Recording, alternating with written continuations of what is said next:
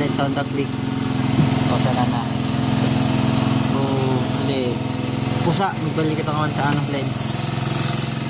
So, bali tadi nagbakal na rin sa anong bago. Online. Sabi, nidiscrash ako nung nakuha sa bato. Sayang, kabago pa ka di motor. Yan, dinalagan minili ako kasi na. Ha? Sabi, 300 pala. 321. Kung brand new pa. Isang kaldo pa sa simana pa sa natin. Subo ko sa natin first time ko bigbalyo ka sa mga lens sa Click. So nakabugbalyo na ako sa Aerox. Bali nga sa rider amo naman pala. Kung balyo kita. Pinakalas ko na yan. Subago kaso naisipan ko i-video nga ning agkuman kita pang duwa. Upload.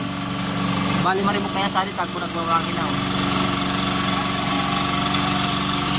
So bali sa pagtanggal ka mga rugade, naggamit kita sa ano, ang nagagamit ko pero mas magaganda na kinito na kulo.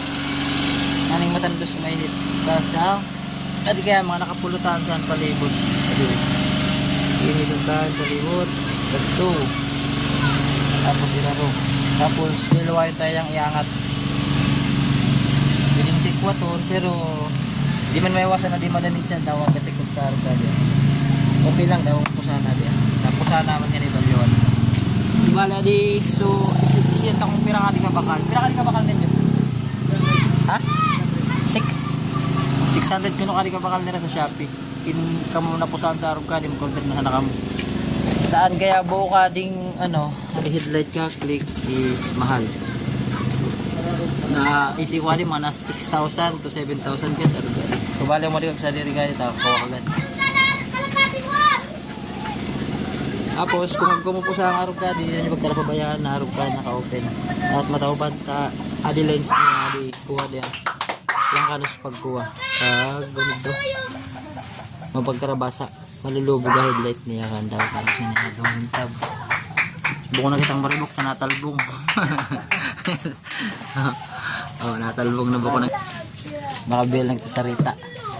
Bukunta mo na sa extension, tani makapagpun na kita.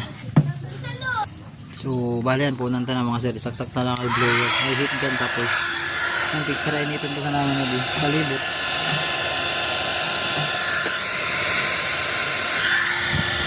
Heat man.